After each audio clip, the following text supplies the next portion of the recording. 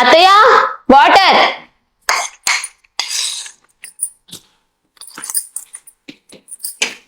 ఇదిగోమ్మా water. ఇదేంటి చన్నీళ్ళు తీసుకొచ్చారు? ఇంత కూల్ వాటర్ నేను తాగిన తెలుసు కదా, నార్మల్ వాటర్ తీసుకురండి. ఏంటి ఫోనా? ఇటు ఇచ్చేసి వెళ్ళండి, నేను మాట్లాడతాను.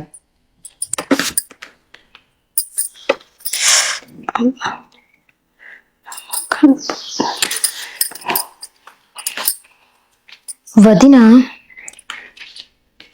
అత్తయ్య తొందర ఏం లేదు, కొంచెం నీళ్లు గోరువెచ్చగా తీసుకురండి. హలో వదినా చెప్పండి. అయ్యో అవునా, అన్నయ్యకి యాక్సిడెంట్ అయిందా? హాస్పిటల్లో ఉన్నారా? అయ్యయ్యో, ఎంత ఖర్చైనా పర్వాలేదు వదినా, మంచిగా చూపించండి. అమౌంట్ ఎంతైనా మేము సెండ్ చేస్తాము. నేను ఇంట్లో లేరు వదినా, రాగానే నేను మీకు కాల్ చేపిస్తాను, లేదంటే మేము ఇద్దరు వచ్చేస్తాము. అలాగే వదినా. ఏంటో ఎదవ గోల, అసలు ప్రశాంతత లేకుండా పోయింది. వీళ్ళ నంబర్లు అన్ని ఫోన్స్ లో బ్లాక్ లిస్ట్ లో వేస్తే వీళ్ళ నుండి అసలు ఫోన్లే రావు, ప్రశాంతంగా ఉండొచ్చు.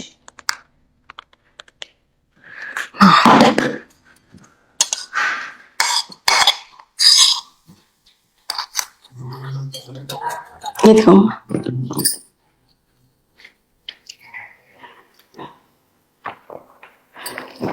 నీళ్ళేంటి గోరువెచ్చగా ఉన్నాయి? నువ్వే కదమ్మా వేడి చేసి తీసుకురమ్మన్నావు. సరేలేండి. అవును, మీరేంటి ఏదోలా ఉన్నారు?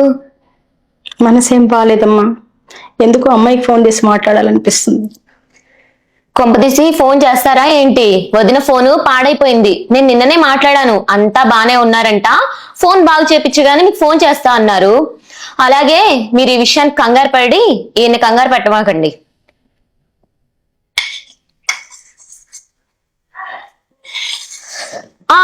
అత్తయ్య వెళ్తూ కొంచెం కూల్ ఆన్ చేసి వెళ్ళండి.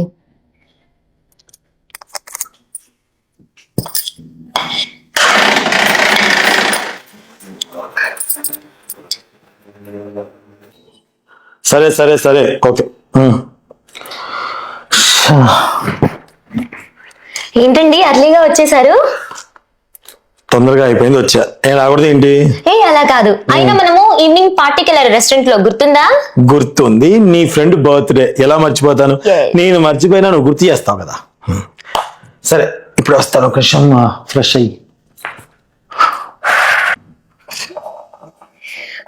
ఈవినింగ్ పార్టీలో ఎంజాయ్ చేయాలి. అమ్మో, వీళ్ళ అక్క కాలు ఈయనకొస్తే అక్క అనుకుంటా వెళ్ళి ఉన్న డబ్బులంతా తగలేస్తాడు.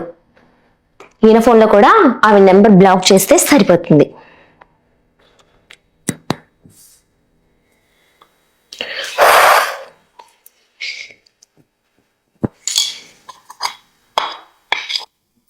అత్తయ్య టీ. వస్తున్నానమ్మా. అమ్మా కళ్ళప్పులు. అమ్మో, నేను వచ్చినట్టున్నాడు. అత్తయ్య చీపురు ఇవ్వండి. ఇవ్వండి అత్తయ్య.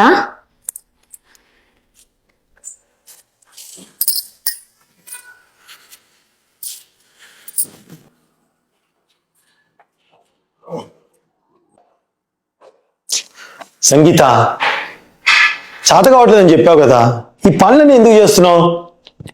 ఏంటమ్మా నువ్వు ఇలాంటి చిన్న చిన్న పనులు అందుకోకపోతే ఎలా చెప్పు? ఒంటికి ఎక్సర్సైజ్ లాగా కూడా ఉంటుందమ్మా. పర్లేదండి. నీకు తెలియదు, పెట్టుకో. పర్లేదండి. ఏంటమ్మా నువ్వు, కూర్చోను. నీతో ఒక విషయం చెప్పాలి. ఏంటండి? మనం ఇద్దరం ఇప్పుడు హాస్పిటల్కి వెళ్ళాలి. హాస్పిటల్ కా? ఎవరికేమైంది నాన్న? నువ్వు కంగారు పడాల్సిన అవసరం లేదమ్మా. మరెవరండి కంగారు పడాల్సింది? నువ్వే. నేనా? ఏమైందండి? మీ అన్నకి యాక్సిడెంట్ అయిందంట. అవునా? యాక్సిడెంట్ అయిందా? ఎప్పుడైందండి? 10 రోజులు అవుతుందంట. 10 రోజులా?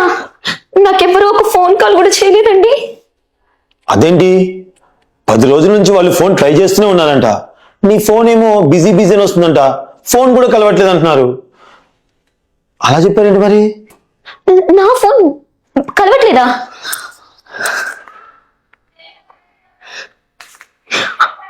ఏమండి, మా అన్న నెంబర్ ఎవరు నా ఫోన్లో బ్లాక్ చేశారండి. అమ్మా చూసావా, మొన్న మన ఇంట్లో దొంగలు పట్టట్టున్నారమ్మా. అక్క ఫోన్ కలవకుండా నీ ఫోన్ లో బ్లాక్ లిస్ట్ లో వేశారు.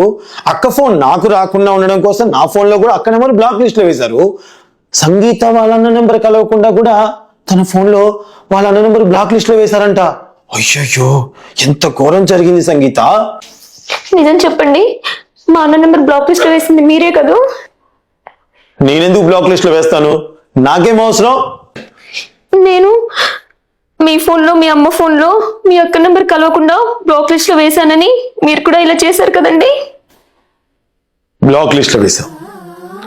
నెంబర్ అయితే బ్లాక్ లిస్ట్ లో వేయగలవు కానీ మా అక్క స్థానాన్ని ఎవ్వరు బ్లాక్ లిస్ట్ లో వేయలేరు. అర్థమైందా? ఈ ఇంటి ఆడపడుచు మా అక్క. ఏం తెలుసు నీకు? నువ్వు ఒక ఇంటి ఆడపిల్లవే కదా. మీ అన్నకి ఏదైనా అయితే తల్లడిల్లిపోతున్నావు కదా, మరి మా అక్కకు మాత్రం ఉండదా? ఆడబిడ్డలకి ఏమైనా ఆస్తి మొత్తం కట్టబెట్టేస్తామనే? ఎప్పుడో పండగలకి లేదా ఇంట్లో శుభకార్యాలకి, అది కూడా మన స్వార్థం కోసం, మనం బాగుంటాం, ఆడపిల్ల మంచుకుంటే మనం బాగుంటామని ఒక స్వార్థంతో ఆమెకిచ్చే దాంట్లో ఇంకా సగం చేసి ఆమెకు నచ్చ చెప్పి ఎంతో కొంత పెట్టి పంపిస్తూ ఉంటాం. అది కూడా వారవకుండా పండగలకి పబ్బాలకి వస్తే 2-3 రోజులు ఉంటే కూడా అది కూడా కష్టంగా ఉంది అన్నట్టు, ఆడబిడ్డ ఇంటికి వస్తే నీ ఆస్తి మొత్తం దోచుకొని వెళ్ళిపోతున్నట్టు, ఆడపిల్లని కనీసం ఫోన్ మాట్లాడే వీడు కూడా లేకుండా చేయడానికి బ్లాక్ లిస్ట్ లో పెడతావా? పాపమే మా అక్క, పాపం. మొన్న హాస్పిటల్లో మా బావకు బాగోలేకపోతే వారం రోజులు దిక్కులేని దానిలా మా బావ దగ్గర కాపలా కూర్చుంది. ఏం తెలుసు నీకు? ఇప్పుడు మా అన్నయ్యకి ఎలా ఉందో చెప్పండి. 1 గంట క్రితమే చనిపోయాడంట. అన్నయ్య, ఎంత తప్పు చేశాను నేను. అయ్యో.